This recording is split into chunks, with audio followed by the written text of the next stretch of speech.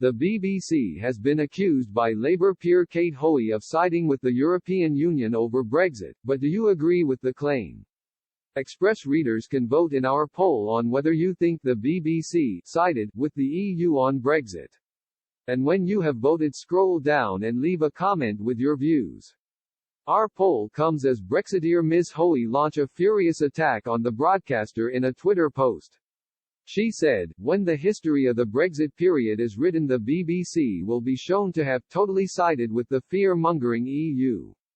Most at BBC News journalists could not accept that the British people ignored their views and voted to leave."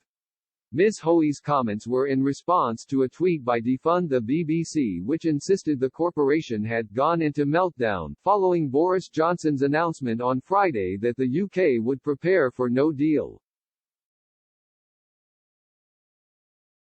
The campaign group shared a clip of the BBC's Europe correspondent Chris Morris, who warned an acrimonious exit from Brussels would put substantial pressure on businesses that trade with the bloc.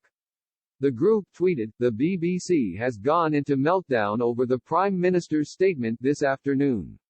What version of Project Fear are we up to now? Only 6% of British businesses export goods to the EU, but this BBC correspondent chose not to balance his reporting with that. #Defund the BBC. Many of Ms. Hoey's Twitter followers were quick to agree with her post. One commented, "Spot on, Kate. But not just the BBC, all the others too." Another wrote, "There are risks. Absolutely. But they never ever report any of upsides." A third fumed, "The BBC and the media behaved appallingly in the last 4.5 years. As have the House of Lords and many in Parliament. I hope history will correctly reflect the heroism of those who voted to leave the EU and the spite of the treacherous elite who attempted to betray us." Another added, "One of many reasons why I no longer have a TV license, sick of the BBC telling me how I should think, this is not their role."